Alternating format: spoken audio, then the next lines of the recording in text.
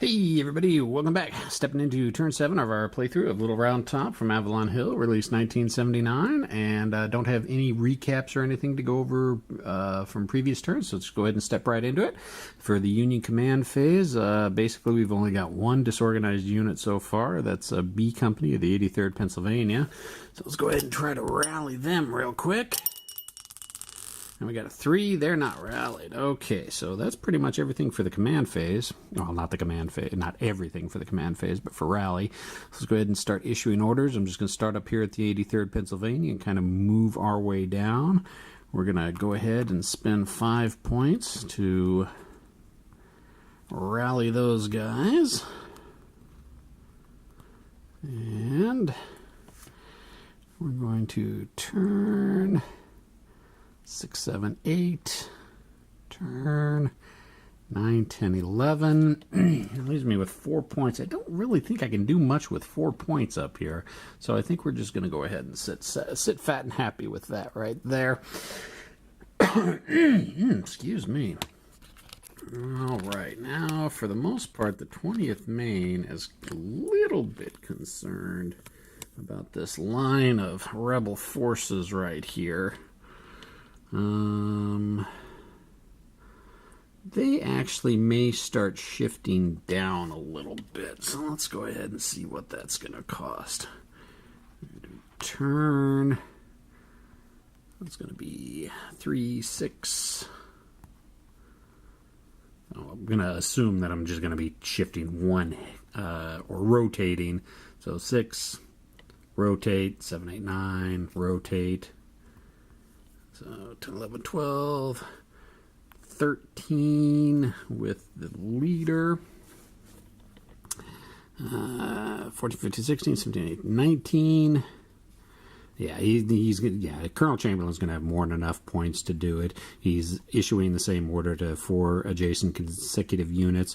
So he's going to have 36 plus the 20 that Captain Spears has. So let's go ahead and just issue. So he's spent, 21. So we'll go ahead and have Captain Spear order the rest of the 20th Maine. Rotate, move, rotate is going to be 4 and 10. So there we go with the 20th Maine. And now down here with the flanking detachment, now we're starting to see a little something. What do we want to do down here? I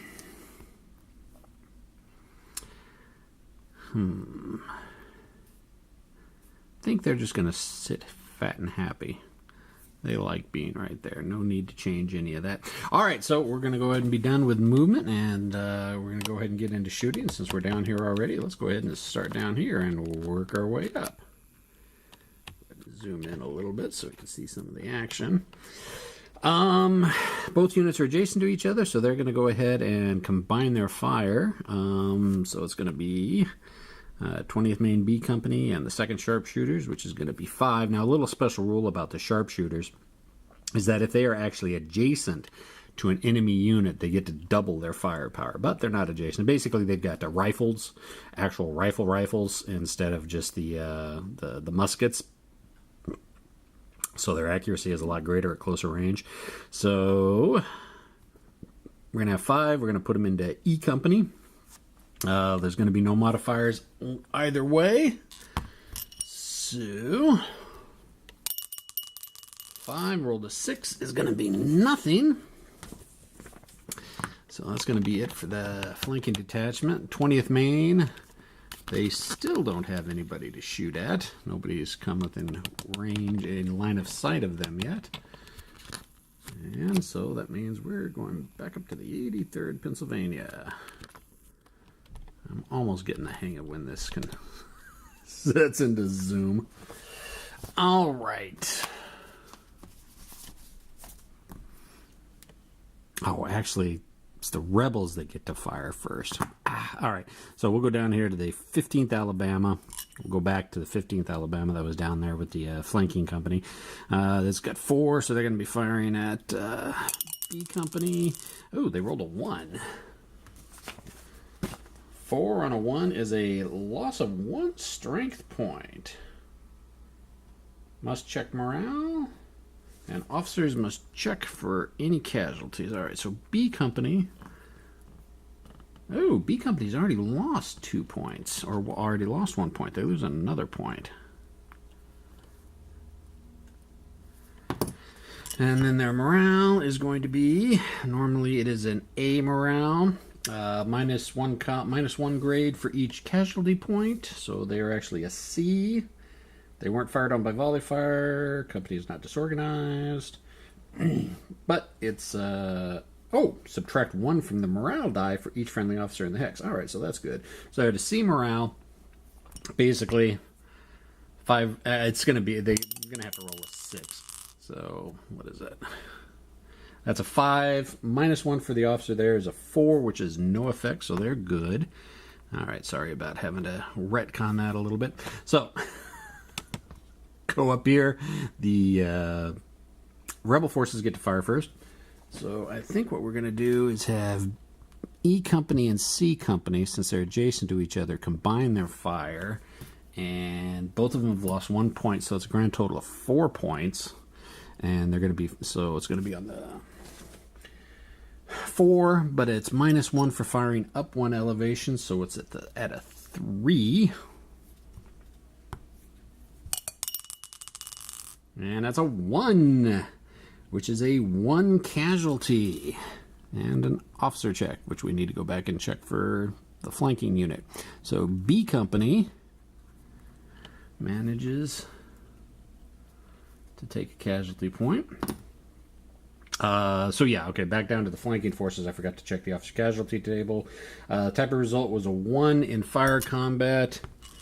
So it's basically a 1 as well to injure him. So for the flanking force, okay. And then we also have to roll for, who is that? Captain Jones there, because his unit took a casualty, or the unit he was with took a casualty. That's a 6. That's no casualty. All right. Yes, I did forget about out of ammunition. We'll check that when I get done with all this. So that's all that. So the 3rd Alabama is going to fire at E Company straight ahead. And A Company has not lost any units or any strength. That's another 1. Wow, my dice are actually rolling pretty good for me today, which is another 1 casualty. So 83rd Pennsylvania E Company will take a casualty, and they'll have to check morale. They start off as a B, took 1 casualty, no modifiers. So it's basically a 6. Okay, they're good. Okay, now for ammunition, we know that the 4th Alabama only runs out of ammunition on a roll of a 1 if they're doing volley fire up to turn 15. The 15th Alabama, however, let's check their ammunition. 15th Alabama, okay, a roll of 1 on the CRT when resolving fire combat through turns 1 through 9. So really, I don't, unless I do volley fire, I really should be checking for ammunition loss until turn 9. Okay, I need to remember that. We did leader casualties. All right, so we did the rebel fire. Now it's the Union fire back. And they're going to go 3 from B Company, but they have taken a point, so it's only 2. And A Company has, so it's 4 points that they can muster, and they're going to fire into there. And let's see, I don't think there are any modifiers for having the leader there. No modifiers for the leader. So, on the 4 column, which is a 2, which is a 1 strength point loss to C Company. So, C Company, nope. I was looking at the wrong one. C Company takes its 2nd strength point. And a morale test. They are B, but they've taken 2 points of casualties, so that makes them a D category, but they're stacked with an officer. So it is a -1 on the dice roll. 2 minus 1 is 1 is a nothing. Officer casualty, fire combat of 1 needs a 1. Nope, they're good. And then E Company with 2 points is going to fire straight down the line at A Company. And that's a 4. It's going to be nothing. All right, so that's the 83rd Pennsylvania. All the fire done up there. And again, that's pretty much going to be it. The 20th Maine, oops, backwards the other way. The 20th Maine doesn't have anybody to shoot at yet. And we did the flanking forces down here. I apologize, it was a little bit out of sequence. So let's go ahead and jump into the Confederate turn. And go ahead and go back up here. Should have stayed up here with the 4th Alabama and the 83rd Maine. So, let's see. I think what we're going to... How many does E Company have left? How many strike points? They've only got 2 left. Alright, so we're going to go volley fire. Actually, let's see. C Company, D Company. C Company has taken 2 hits. D Company hasn't taken any yet. So they're going to switch the order of stacking. D Company is going to move up into the lead. C Company is going to fall back behind them. So it's going to be 2 points. And a volley fire is 4. So we'll go volley fire here, which is going to be 6. And we're going to do volley fire here, which is 10, which is well below their command rating. Okay, back the other way. So let's go down here. And the camera just cut out on me again. I don't know why it does that. Hopefully I caught it in time and I didn't lose too much. So we're going to be looking here at the 47th and 15th Alabama. 15th Alabama, we're going to go ahead and start with them. So we're going to take all these guys out of column formation. And changing formation is 5 points. So it's going to be 5, 10, 15, 20... So we're going to be doing Colonel Oates first. So yeah, that's 20 of his 25. Now, actually no, I'm not going to take these guys out of column yet. So it's going to be 5, 10. Okay, we're going to advance these guys for 11, 12, 13, 14, 15, 16. Get my fat fingers out of the way. And we're going to have them conduct a melee, if I can find the melee markers.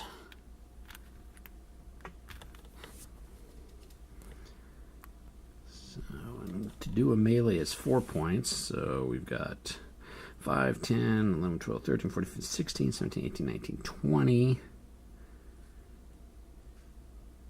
Okay, 22, 23, 24, so we'll have these guys rotate, move, and that's going to be it because he's going to be out of command points. And so then we're going to have Captain Hill with 20 points.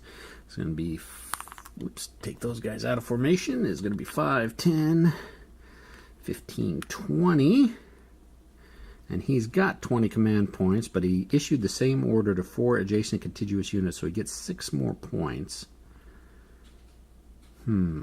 You know what? They're going to rotate, which they can do for free.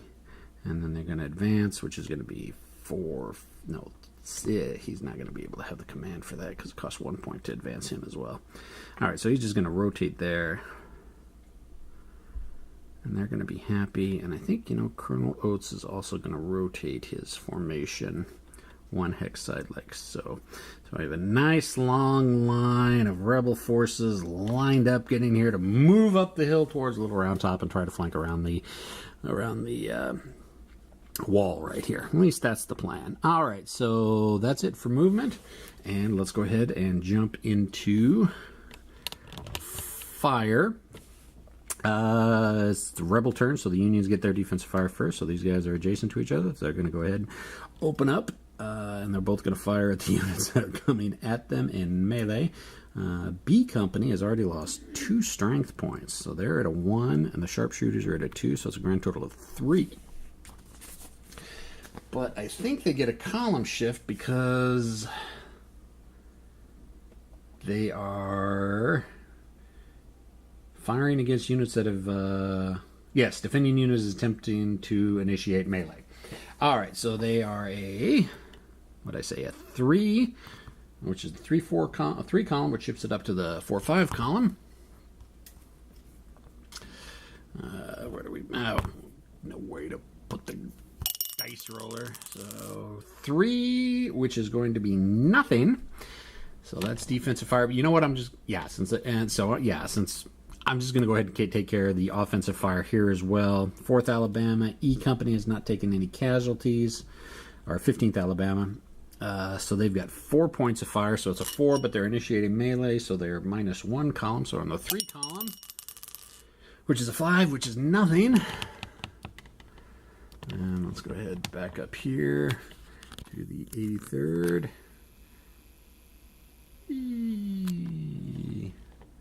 83rd Pennsylvania. Defensive fire. Again, we're going to go ahead and have B and A Company do combine their fire into there. And let's see, that's B and A Company. Both have taken 1 point of damage, so they're a grand total of 4 with no modifiers. Is a 6 is nothing, and then E Company up there has taken 1 point of damage, so they are at a 2. 1. Ooh, okay, so that is a disorganized, which actually will work out in the favor of the Union forces. So that's all the Union defensive fire up here. Now, Rebel offensive fire. We're going to do volley fire here, which is A and B Company. Neither one of them have taken any casualties, so it's going to be a grand total of 6, but they can only have 5 factors when they're doing volley fire, so that's 5, and A Company is at a -1 because they are disrupted, so it's going to be on the 3 column. Is that a column shift, or is that a fire modifier? No, that is just a fire modifier, so it's actually 4, which still keeps it in the 4 to 5 column. And it's against level, so 3 is a disrupted, or disorganized, or whatever you want to call it.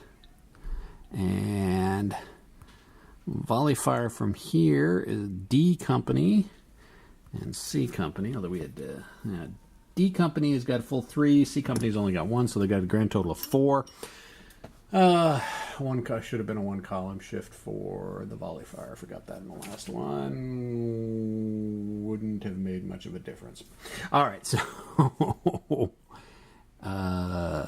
4 volley fire, 1 column up, firing uphill, 1 column down. So they're on the 4-5 column.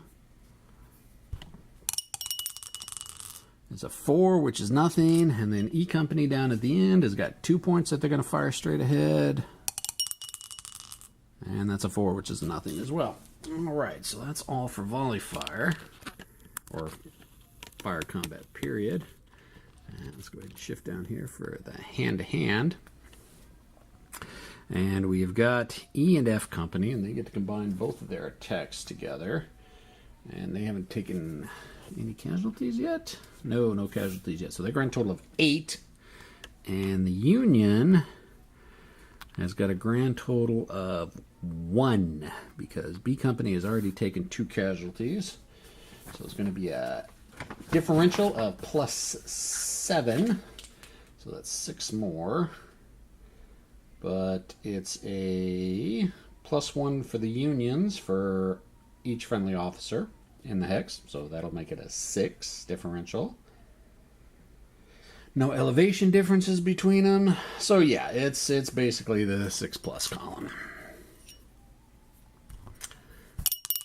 So 6, which is a 1 casualty loss to the defender. So B Company will take another casualty point, which will eliminate them.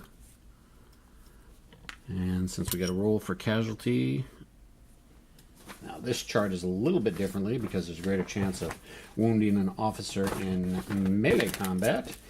1 or a 2. Nope. All right, so these guys eliminated B Company, pushed into there. Now I'm going to have to see what happens to the leader when he's all by his lonesome in a hex. Okay. Because I did not think I was going to run into that situation.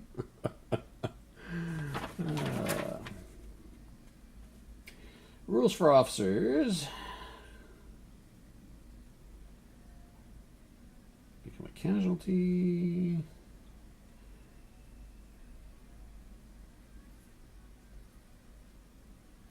Okay, okay. At the end of any melee phase, an officer that is alone in a hex containing an enemy infantry company is automatically considered captured. So, Captain Jones now become a prisoner, or Captain Morrill has now become a prisoner of the South. Let's go ahead and make a little notation, because I think there are more victory points for capturing. So, okay, there you go. Turn 7. And we'll go ahead and cut it right here. Next turn is probably going to start seeing the advance up, and we're going to probably be seeing a lot of fire coming from the 20th Maine. I'm going to have to remember that the 20th Maine does get a 1-column shift for their initial volley fire against rebel forces. So there we go, boys and girls. I know there's a couple of you out there, hopefully, watching still. Questions, comments, concerns, complaints, criticisms in the comment section, and I will talk at everybody later. See ya!